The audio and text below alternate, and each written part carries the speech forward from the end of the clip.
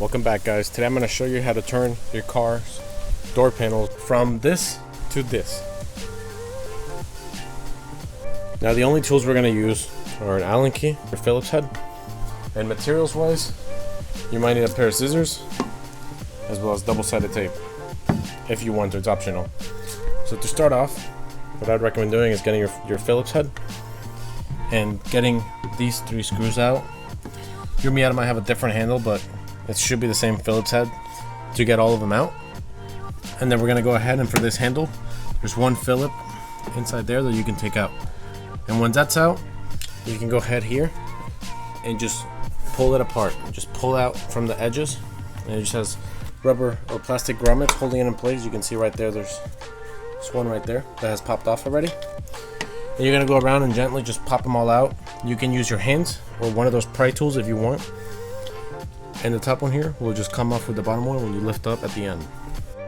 As described, I have gone ahead and just popped off this one panel, and I'm going to show you guys by laying out the new side panel, which in my case is an LRB Miata side panel. Your car, you can probably find specific ones online, like places like Etsy or eBay, that will work for you. Now here's one of my LRB side panels. I have plasti dipped them, and I would like to point out that depending on your Miata, you might have to trim it a little bit. I have to use a Dremel back here to grind it, as well as on the other side, because it was rubbing with this side where the door stopped pushing and over there, and it wouldn't really let the car or the door properly close or open easily. So to get it on there now, the kit does come included with the bolts, the grommets, the handle. I'm gonna show you guys how to quickly install it. So we're gonna go ahead and grab the door panel, and we're gonna go ahead and just put it over. Once you guys are holding it in place, and where these holes where the old grommets used to go, it's a perfect size for the new bolts to just thread into. No need for inserts or anything. I mean, you can, if you want to, you can wind these holes and put brass inserts and do it that way, but these work just fine, just threading them in there.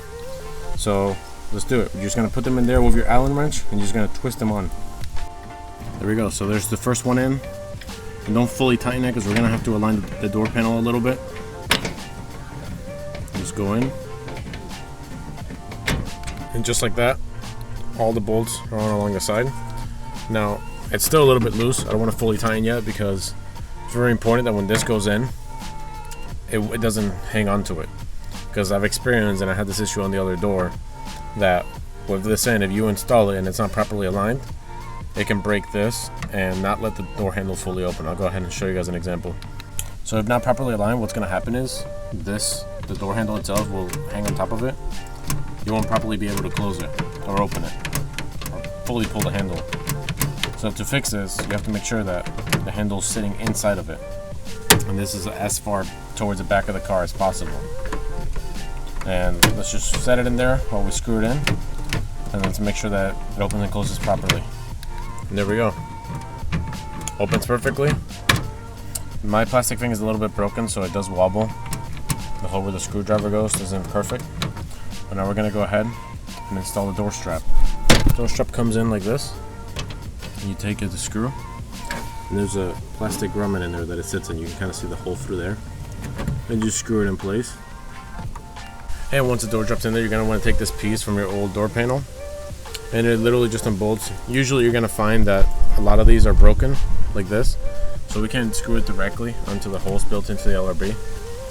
If you still have these and you still have the screws, great, just put it in there before you put the panel on. But for my sake, what I recommend doing is just setting it on top. And for the past while I've been running these, I've just had it like this. I do recommend unbolting this one a little bit and then tucking this underneath it, and then using the double-sided tape that I mentioned earlier, just cut a strip along it and stick it in here in this little lip on this side like this. You don't have to do the whole way through, just a bit, and it'll allow it to stick perfectly. Or even using something like Velcro to let it stick.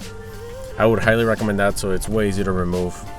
And overall, if I were to buy a different panel or do something else different, I would either make my own panels that go all the way to the top, or buy the LRB panels that make you so you don't need this piece, that are just one piece. I would recommend those, so it's just less pieces Makes it quicker access to pop this off and have access to the door if I need to.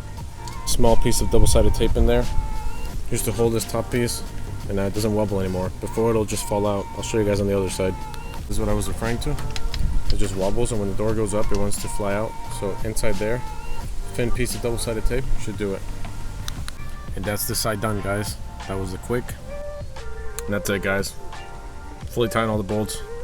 This panel's all put back together now. So I appreciate you guys tuning in to the door panels ended up looking like finally. For more tutorials, leave a comment as to what you want a tutorial on, and I'll go ahead and do it. Thank you. I'll see you guys in the next one.